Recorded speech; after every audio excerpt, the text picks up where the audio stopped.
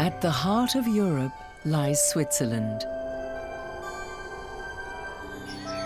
It's a surprisingly big little country. Small in area, but big on natural beauty.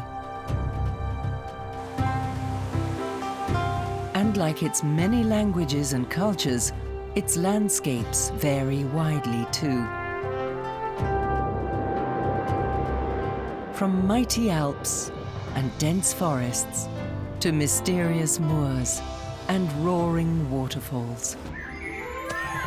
Switzerland has many faces, some familiar, some hidden.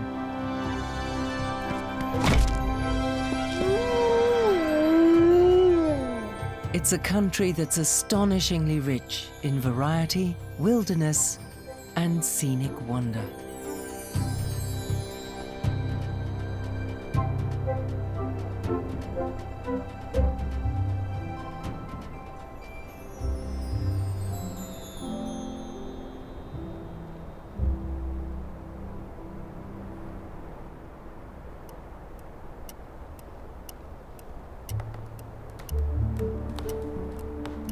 Sometimes beauty is not apparent at first glance. Things are not always as they seem. Some regions in Switzerland are less well known, so now is the time to discover them.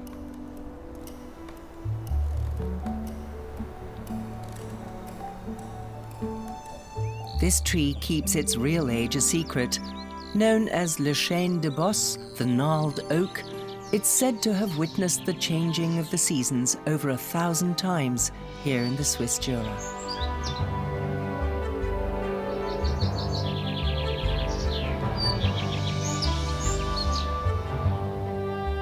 The Jura encompasses the entire low mountain region stretching from the northeast of Switzerland along the French border right down to Lake Geneva.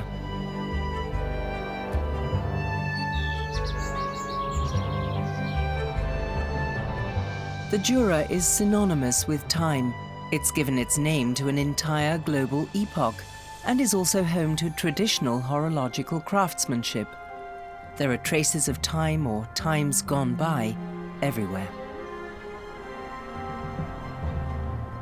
The Jura Mountains are a kind of little brother to the Alps.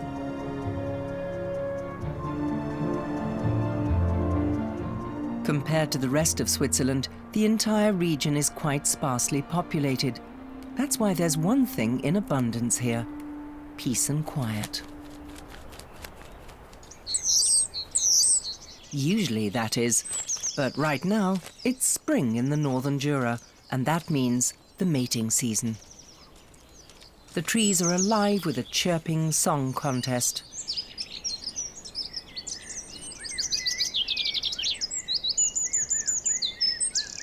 It's a musical competition for the favor of the females.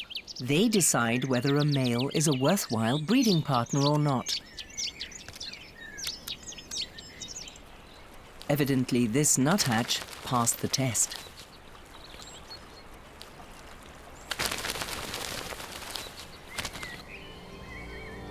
In addition to their reproductive instinct, animals have one other overpowering driving force: hunger.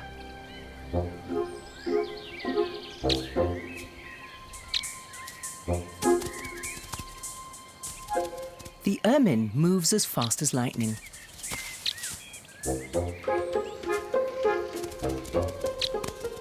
But life at this pace takes a lot of energy, which means food.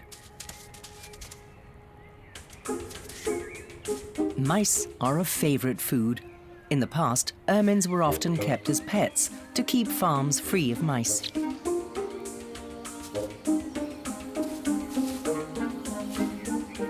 Because no mouse is safe anywhere near an ermine. One unguarded moment, and death is at the door.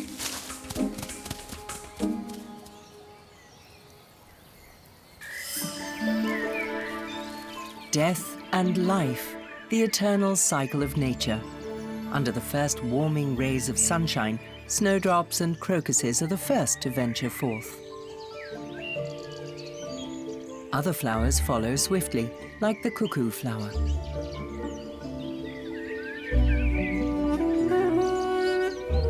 And when these buds open, a touch of the Orient unfolds in the middle of Switzerland.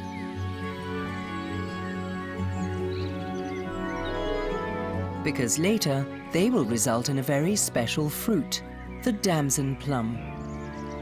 Legend has it that these Damascene plums were a souvenir brought back by the Crusaders from Damascus in Syria over 800 years ago. Its integration was a success. Today, it's a Swiss speciality and is enjoyed especially in high-proof, liquid form.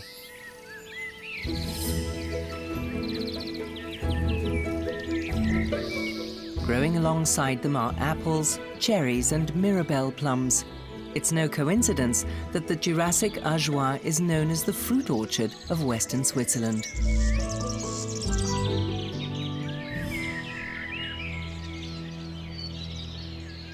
For the blossoms to become delicious fruit, however, a specific interaction is necessary, one that has worked for hundreds of millions of years.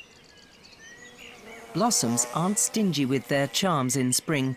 Scent, color and shape, they use the lot to lure their pollinators. And it works. Bees need huge quantities of nectar and pollen to feed the brood in their hives. As they go, pollen grains get stuck to their bee fur and are carried from flower to flower.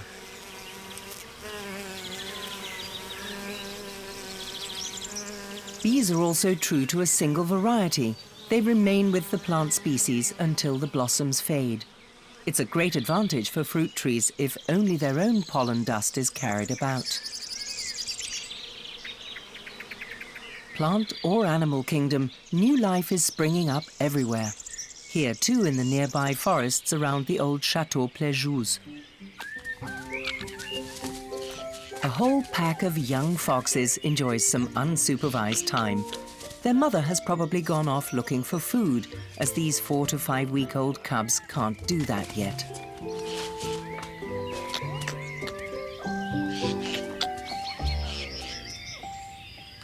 They still have no idea how serious life is. Hunters, cars, there are many dangers out there in the big wide world. But right now, that doesn't concern them. Fun and games are the privilege of childhood.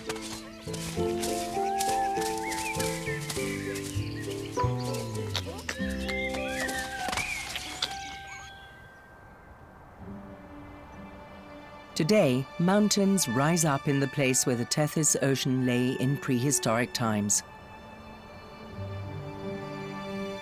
Deposits of sediment led to the formation of limestone.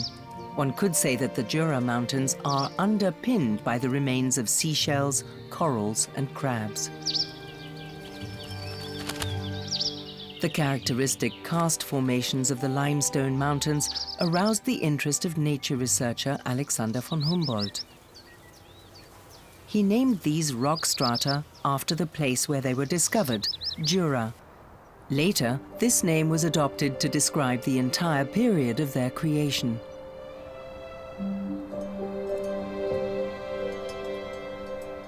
Almost as if a giant had left footprints, funnels in the ground like these appear unexpectedly in karst areas. Called dolines, they're formed by the corrosive dissolving of rock in rainwater.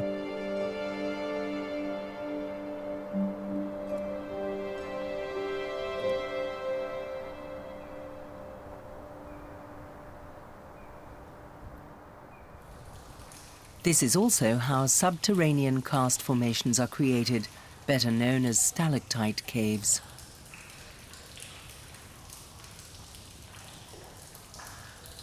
So far, 9,000 caves have been discovered in Switzerland, most of them in the Jura.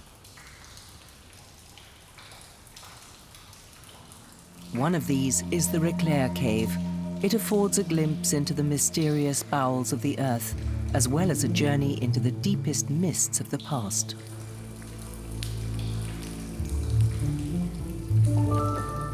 Time seems to have stood still here.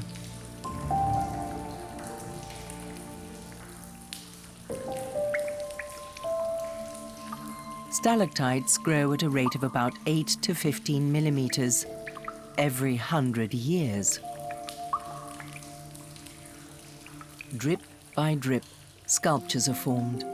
The water evaporates, a wafer-thin lime deposit remains. Over millions of years, this process has created the astonishing works of art that fire our imagination today. Stalactites grow down from the ceiling. To start with, they form thin tubes. Because of this peculiar shape, they're called macaroni.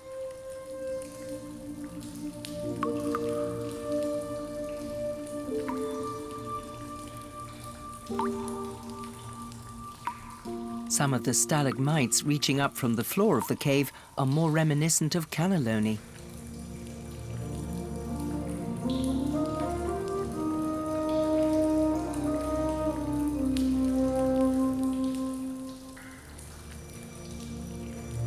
Reclair is where Switzerland's largest stalagmite reigns supreme. Known as the Cathedral, it's some 15 meters tall, and so is thought to be around 200,000 years old. In the cave, the temperature is a constant 7 degrees centigrade all year round.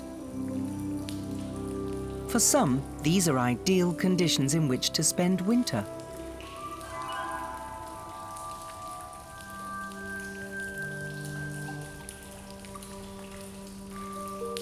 Eleven species of bat use the frost-free caves as their winter quarters. From November, when food becomes scarce, they retreat to the caves and go into a kind of hibernation to save valuable energy. Among them are the lesser and greater horseshoe bat, both of which are on the endangered list. For them to be woken now would be fatal, which is why the caves are closed to the public during winter.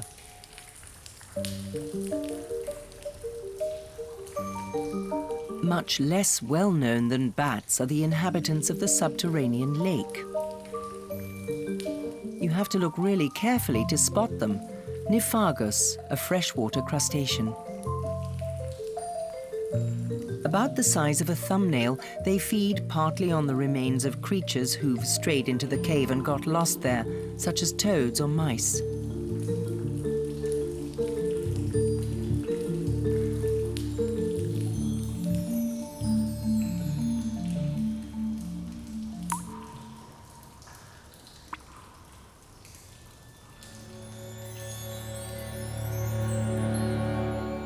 The powerful interplay of water and time. Its impressive results can be observed on the Earth's surface too. For millions of years, the Doubs River has coursed its way through the limestone, until a landslide blocked its way some 14,000 years ago. The result, the Lac des Brenets.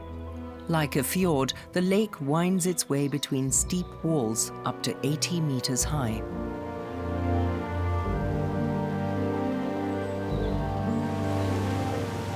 At the Doubs Falls, the water cascades with tremendous force into the valley below.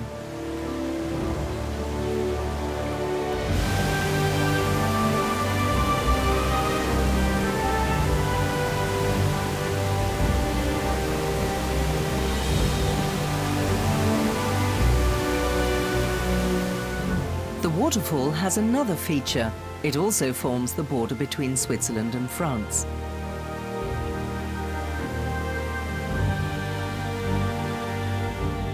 For almost 500 kilometers, the River Doubs snakes backwards and forwards between France and Switzerland, as if it were unable to make up its mind where to go.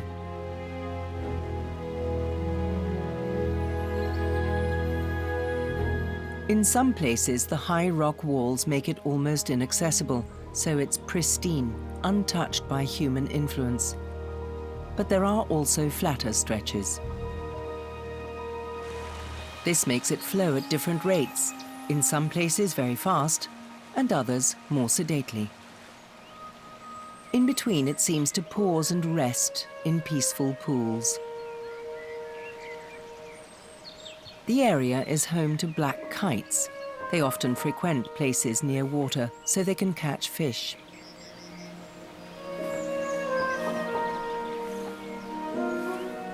This kite has caught something else. What it intends to do with this branch isn't entirely clear. Probably use it for nest building. Right now, it's breeding time for black kites in the Jura. It's a migrating bird and spends the winter in Africa. From March to September, it returns to Switzerland. The kite is a master of the art of gliding, using the smallest updraft to conserve strength.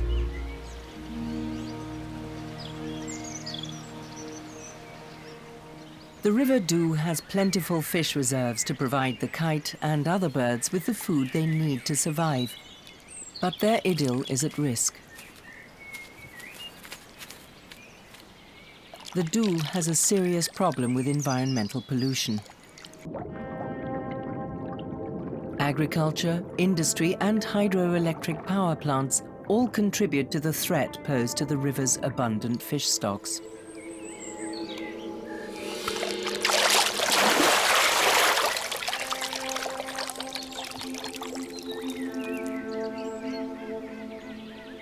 There are still areas that look almost untouched, where the Doubs still provides a valuable habitat. Especially as breeding grounds for waterfowl, on the banks or in the lake, where coots build their floating nests using twigs and water plants.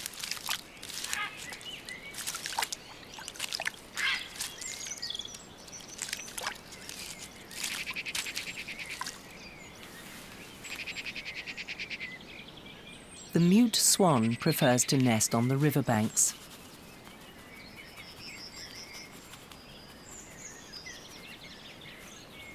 Its young could hardly be called ugly ducklings, though.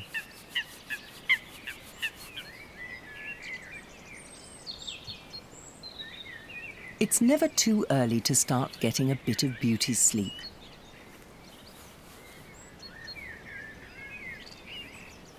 The chicks stay with their parents for 8 to 9 months before they're independent.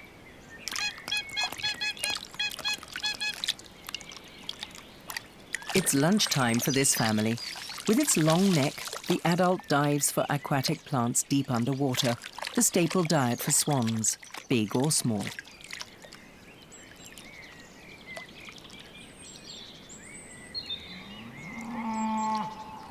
Nature conservationists have been trying to protect this paradise for years. They might succeed if especially the hydroelectric power plants are willing to reduce their use of the river.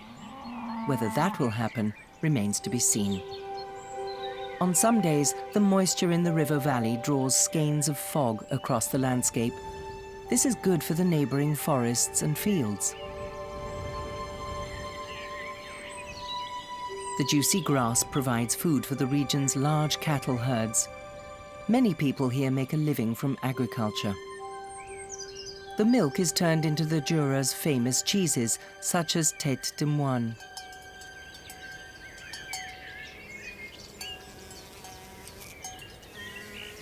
In the advancing early summer, whatever hasn't been eaten or mowed in the meadows bursts into colourful bloom.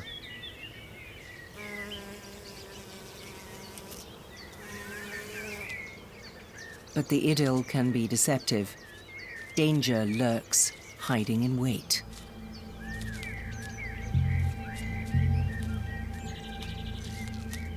A crab spider is on the prowl.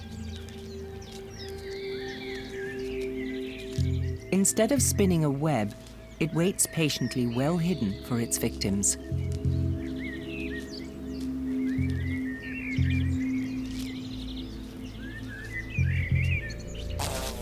This time, it's unsuccessful.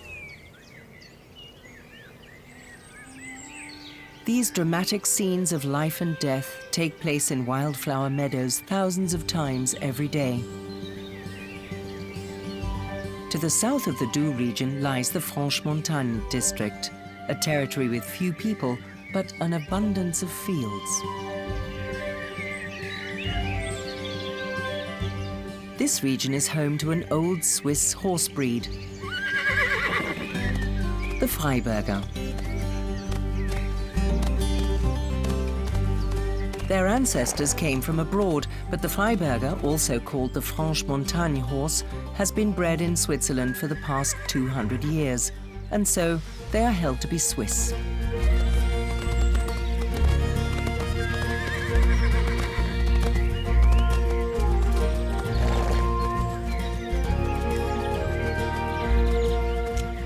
Strong, calm, and even-tempered.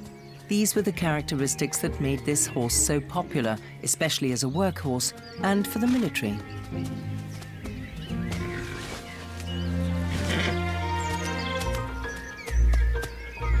Today, favoured as coach horses and for riding, they're the pride of the region.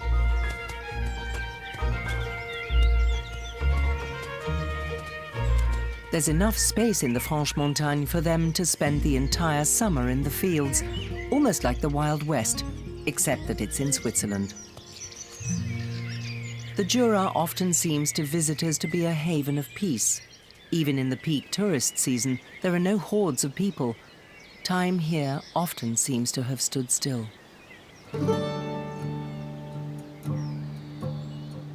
Entre montagne et vallée, vois le soleil se coucher, comme il finit son voyage, l'ombre caresse les alpages, tous les rayons se reposent sur le glacier tout en rose, sur le glacier tout en rose.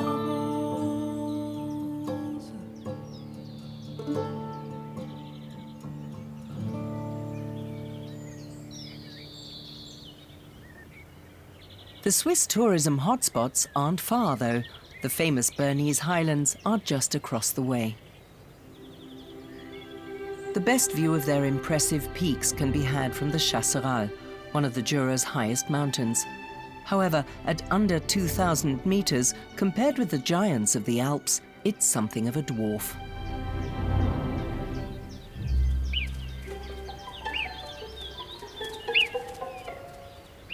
These animals rarely move away from the Alpine region. Marmots. They were brought to the Chasseral in the 1960s.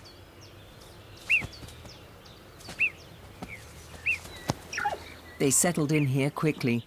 Marmots have been around since the Ice Age and have learned to adapt. Today, there are several colonies along the entire mountain range.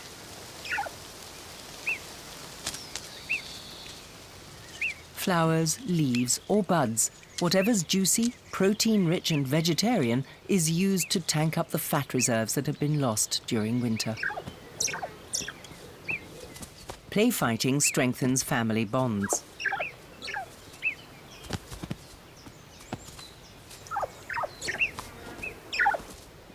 But their motto is, stay alert.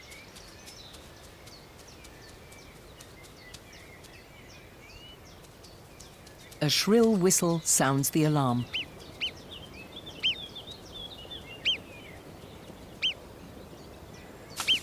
And they all dive for cover.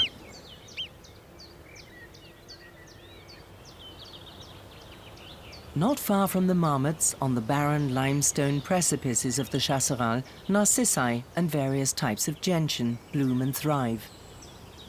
They prefer low-fertility soils, but these are becoming ever scarcer. Most gentians have one thing in common. To protect themselves from rain or cold air, they close their calyxes. Wild orchids, such as the purple orchid, are also in their element on the poor soils of the mountain fields.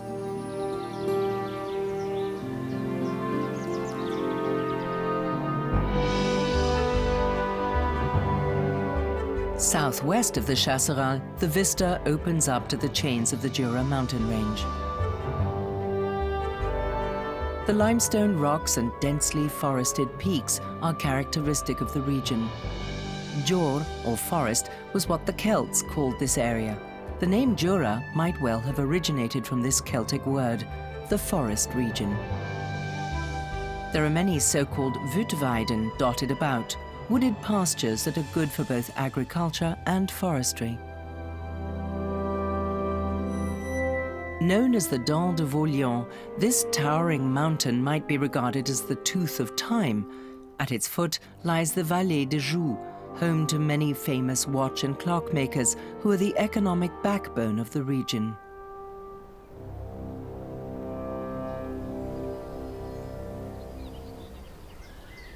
On the high pastures of the Jura Mountains, hikers will often come across dry stone walls.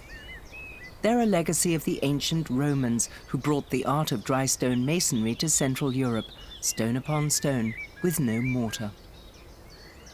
For centuries, the walls were used to demarcate land from neighbors or to fence pastures. Many of them were replaced by wire and wood, becoming forgotten relics, in time blending in with their surroundings.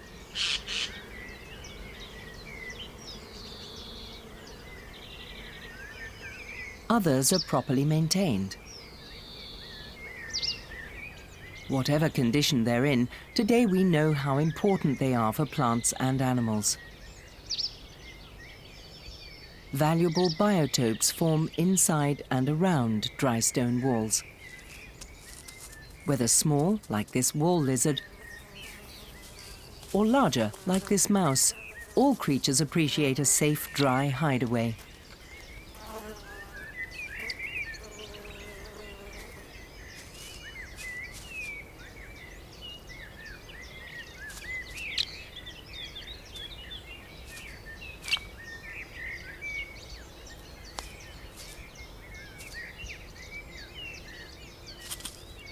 Away from the wall, life is much more dangerous.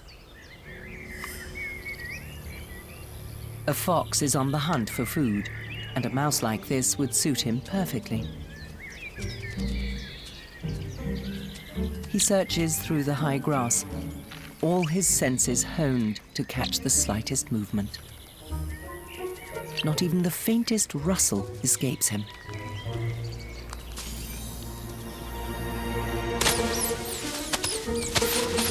He can jump up to 6 feet into the air to perform his so-called mouse leap.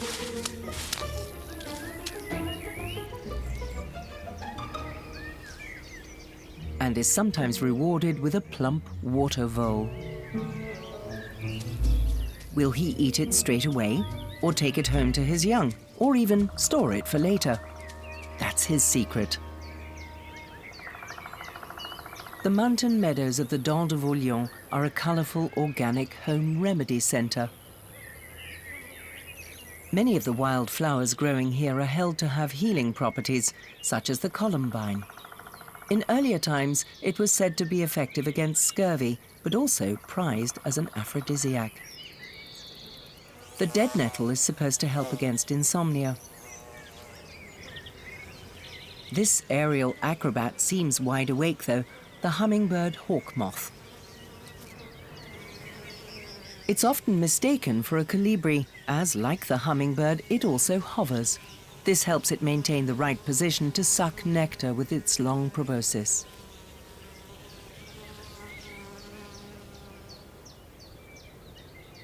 Summer is the main blooming season for meadow flowers.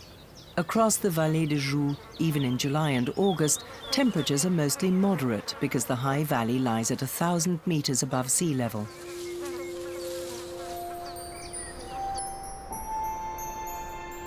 Its showpiece is the eponymous lake, the Lac de Joux. At 9 kilometers long, it's the largest lake in the entire Jura Massif.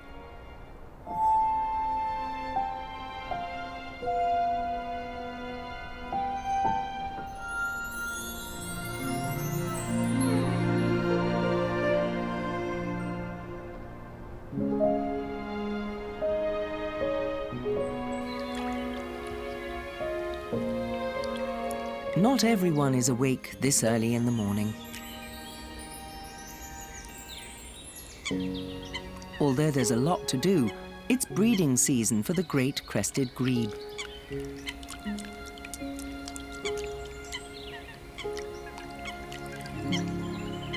A thick reed belt is an ideal spot for its floating nests.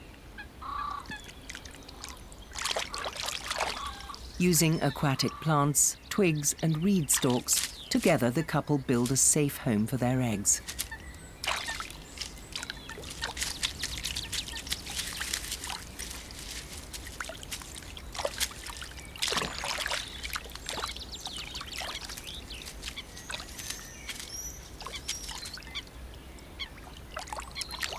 The quiet southwesterly shore of the lake offers good breeding grounds, not only for the great crested grebe, it's popular with many other aquatic birds. Insects thrive in the marshy tributary of the Lac de Jura, especially dragonflies. Two become one, the dragonfly's famous mating wheel. Male and female dragonflies can be joined in this reproductive position for up to 6 hours. This damselfly is still on the lookout for a partner.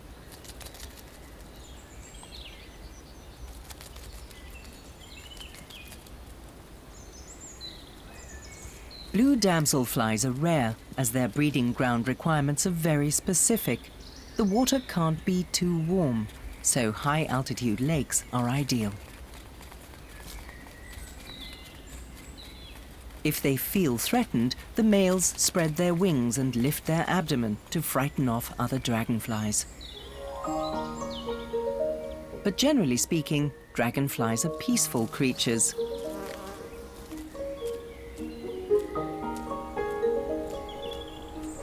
The Lac de Jura is fed by the Orbe river that rises in the French part of the Jura Mountains. Here, the River Orbe takes its natural course with loops, bends and curves. This meandering is due to the low gradient of the valley.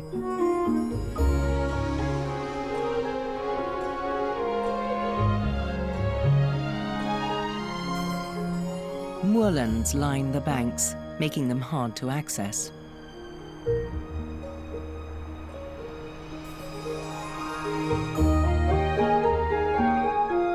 For a long time, the Vallée de Jura was inaccessible, so it was only settled very late. Hardly surprising, as to the west, it's completely sealed off by the Grand Rizou, the largest forested area in Switzerland. 200 years ago, wolves and bears roamed the area.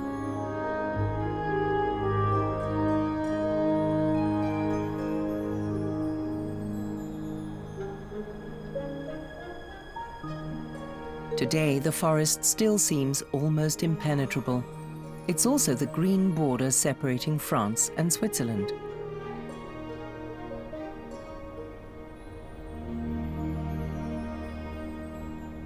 On clear days, Mont Blanc can be seen from here, the highest mountain in the Alps.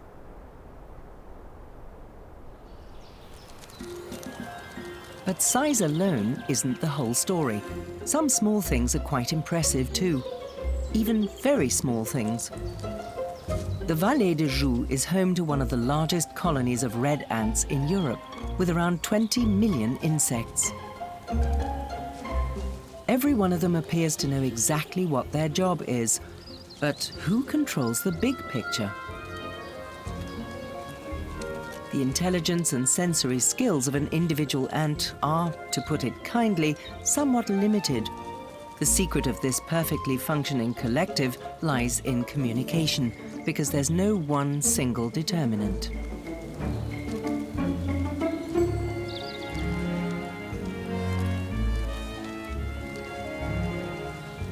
Ants communicate via pheromones, odoriferous substances that they receive and pass on with their feelers. This enables them to identify members of the same colony. But the best feeding spots, possible sources of danger, ants also get all this information from the scent of others. And like a snowball system, the pheromonal cloud of knowledge spreads in a very short space of time.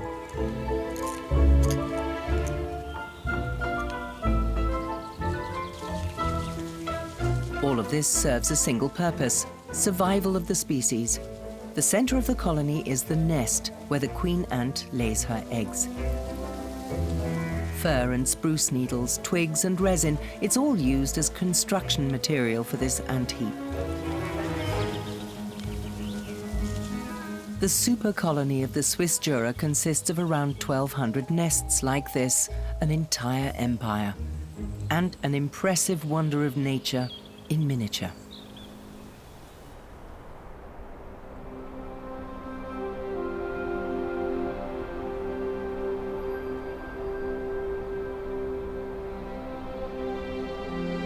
But the Jura is big on other things too.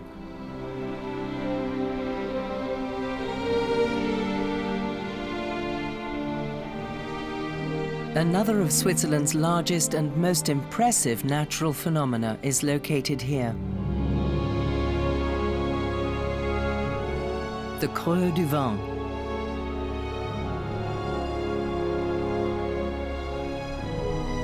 The rocky arena is a geological feature, the result of erosion of the Jura Mountains after the last ice age.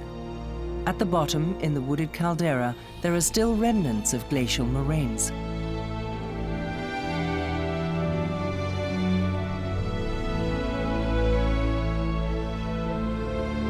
The sheer rock walls plunge 160 meters down to the valley floor below. It's known as the Swiss Grand Canyon, an imposing monument to time.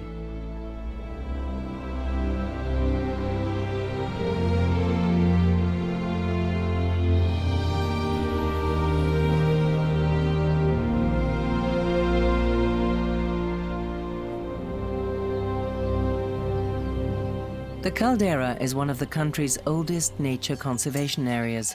Up on the plateau's alpine pastures, cows spend their summers.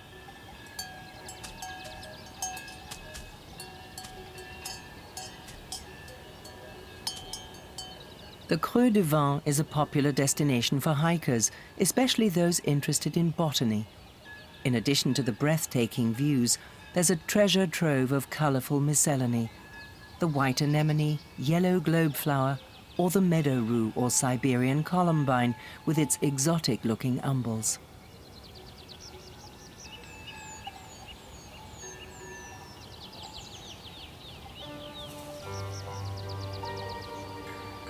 The Creux du Vent's rock faces rise steeply from the dense forests that reach right up to the high plateau.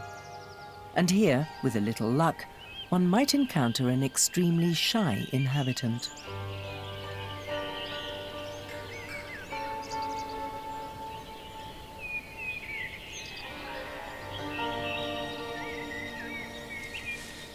The lynx. Its shyness is not unfounded. The relationship between the lynx and humans is a difficult one. At the beginning of the last century, this predator was extinct in Switzerland. In the 1970s, a few pairs were reintroduced, among other areas in Creux du Vent. In the meantime, the number of lynx in Switzerland has risen, and there is currently heated debate over whether they should be culled to protect the indigenous wildlife. But this feral inhabitant of the Swiss Jura still retains its protected status and luckily has many on its side. The Creux du Vent is situated in the middle of the Val de Travers. It's famous as the home of absinthe. This highly alcoholic drink, known as the Green Fairy, was held to be dangerous and outlawed for a long time.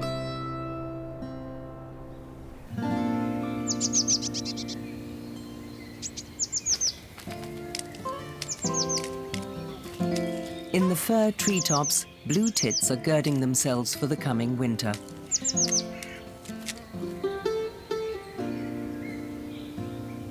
Now's the time when nature yields all her fruits. In some cases, this can take quite a while. It takes 30 years before beech trees bear their fruit.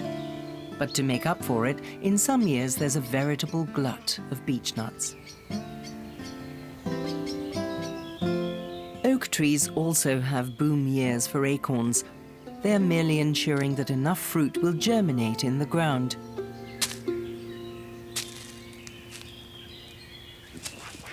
Because most of them are eaten before they do. Hungry forest creatures such as wild boar rout out as many acorns and beech nuts as they possibly can in autumn to fatten up for the winter.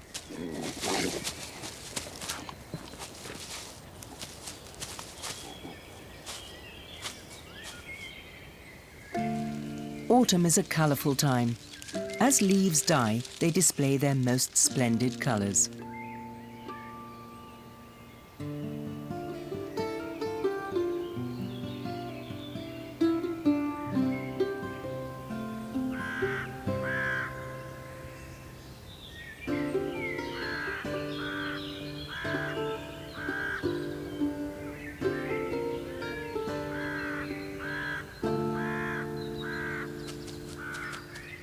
Many forest dwellers begin to prepare themselves for their imminent winter hibernation. To survive it, the hedgehog has to gorge itself on as much food as possible, and it's not picky. Nuts, snails, beetles, every calorie counts.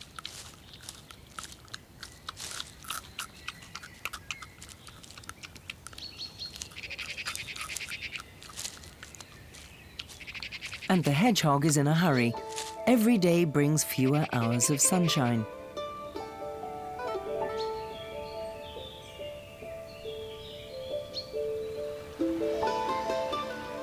With less sunshine, leaves stop the process of photosynthesis, which produces their green coloring. They die off and fall. The further autumn advances, the thicker the carpet of fallen leaves becomes. For the fire salamander, this is a signal to begin its search for suitable winter quarters.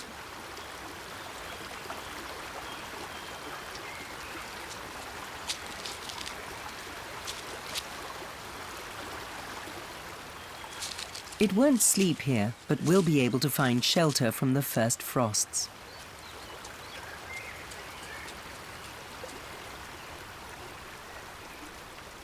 Because these often arrive earlier than expected and without warning, especially in the higher altitudes of the Swiss Jura.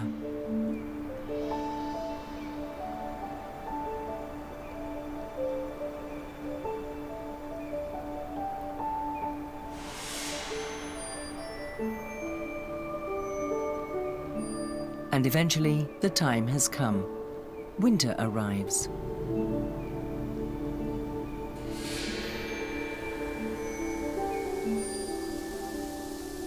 One region in Switzerland is especially closely linked with the cold season. It's actually quite famous for being cold.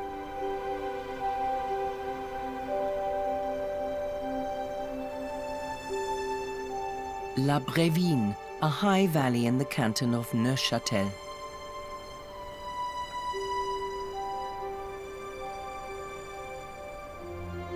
Because of the valley's isolated location, so-called cold air lakes form here. Cooled air is heavy and stays near the ground. It cannot escape from the hollow of the high valley.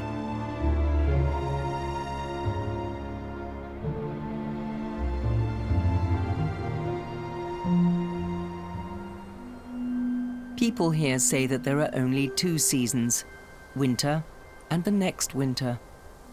Minus 40 degrees centigrade has been measured here, temperatures more likely to occur in Siberia.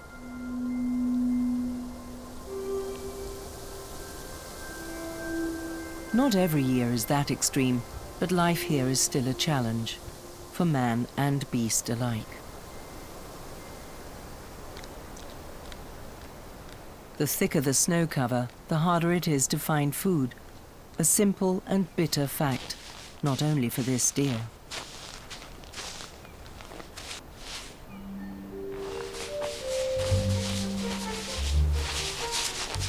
Some creatures clear the way for others. Badgers like this one are a rare sight now. It's normally hibernating. So why did this one venture forth? It may well have been woken by hunger.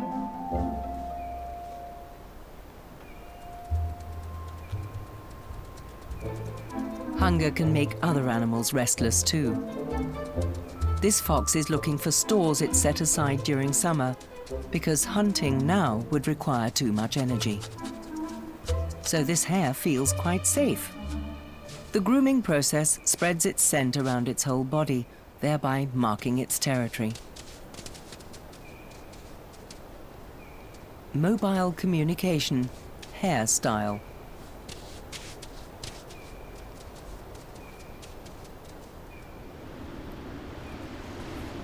Sleeping through the cold months, the survival strategy preferred by many animals.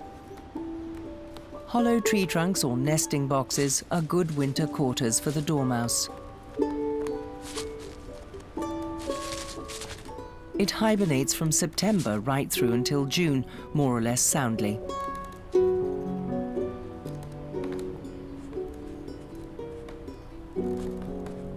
During hibernation, it loses up to 50% of its body mass.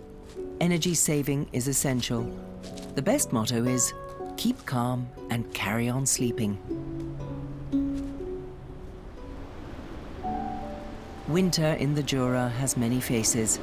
Depending on the altitude, it can be covered with deep snow, or sometimes just bare and foggy, like here in the Jura's northeastern tip. The Bishop of Bâle had the Bonfol ponds artificially laid out at the end of the 18th century to keep him supplied with fresh carp. Today, these ponds are a nature reserve. In winter, the water temperature can be extremely cold, but there is still enough food for the ducks, so they don't have to move on.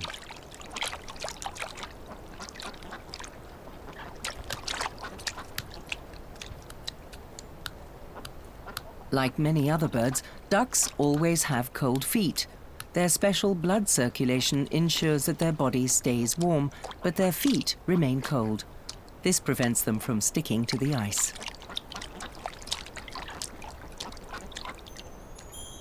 Back to Swiss Siberia, where winter arrives first and leaves last. Back to La Brevine Valley.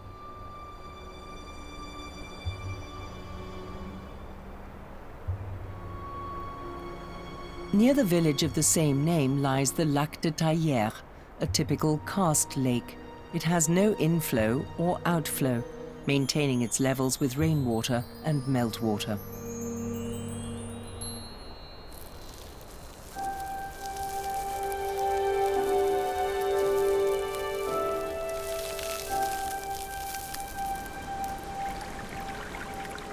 The water from the lake seeps away, continuing to flow underground, and then, as if from nowhere, reappearing 6 kilometers away.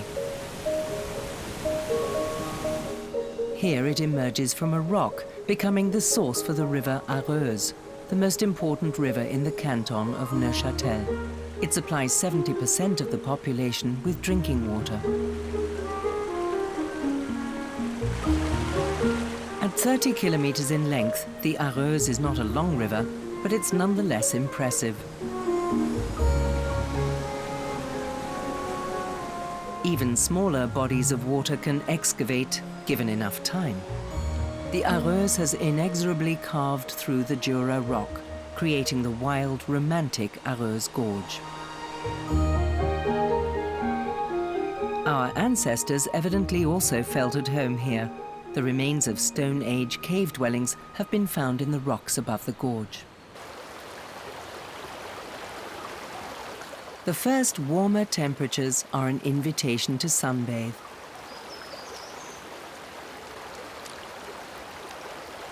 And for some, to dive. The dipper is one of the few songbirds that can swim and dive.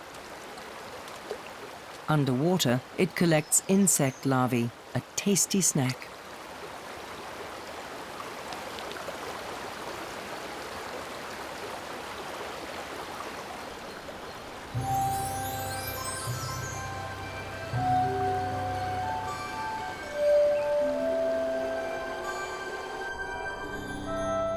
Sooner or later the cold retreats.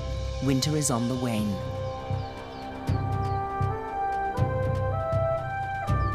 And time marches on. A year has gone by. Another ring added to the trunk of the gnarled old oak tree.